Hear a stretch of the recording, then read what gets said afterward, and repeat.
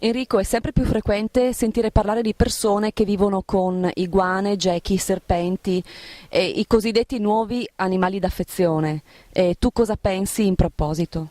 Io penso che in ogni relazione entrambe le parti debbano avere un vantaggio, debbano avere qualcosa. Se questo non si verifica anche in relazione con un animale, si configura un quadro di uso dell'animale quando non di abuso.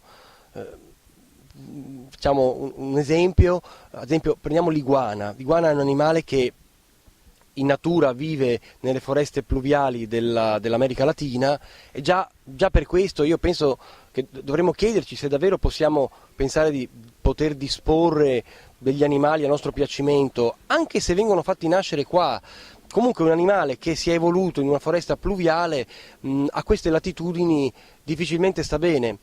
Ma è vero, ci sono delle persone che si adoperano per costruire dei rettilari che soddisfano pienamente le necessità metaboliche ed etologiche di un rettile. Quindi semplicemente si limitano ad usarli perché al rettile non importa di stare con noi, quindi non è un animale d'affezione, non è un nuovo animale d'affezione, è un animale detenuto in maniera civile e basta. In realtà molto spesso, quasi sempre, diciamolo, diciamo, la detenzione di questi animali sfocia nel maltrattamento e nell'abuso, insomma, a cominciare vorrei dire dal pesce rosso che purtroppo nell'iconografia classica sta dentro a quella palla orribile, circolare, che non può che riprodurre strutture psicopatologiche perché il pesce non può fare altro che girare a vita attorno a se stesso, o anche fosse un acquario, resta comunque un ambiente dove l'animale è ghettizzato a vita e quindi è brutto, vorrei dire, oltre che immorale.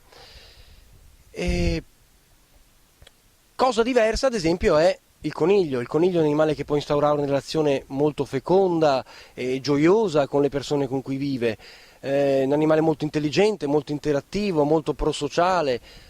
Non è un animale adatto ai bambini, che spesso sono i destinatari di questi acquisti incauti. È un animale molto vulnerabile, molto problematico, che va conosciuto come tutti gli altri animali, ma mentre c'è una cultura bene o male diffusa di base sulla gestione di un cane e di un gatto, sul coniglio si ignora praticamente tutto e quindi chi vuole prendersi cura di un coniglio è bene che si informi prima su quali siano le sue necessità, le sue esigenze, su come va gestito, va tenuto un coniglio. Un aspetto curioso, devo dire, che mi stupisce sempre è che chi ha un coniglio smette di mangiare carne di coniglio e ha orrore per chi mangia coniglio. Perché questo accade? Accade perché queste persone si riappropriano di ciò che è stato sottratto loro dalla filiera produttiva dell'industria della carne, no? Per cui quando una persona ordina o mangia un hamburger è pressoché impossibile che questa persona possa pensare che quell'hamburger è stato un figlio sottratto a una madre e poi è diventato forse madre e a questa madre è stato sottratto un figlio e poi è stato messo all'ingrasso e poi è stato trasportato, è stato macellato, tutte cose che una persona probabilmente di media sensibilità non potrebbe sopportare.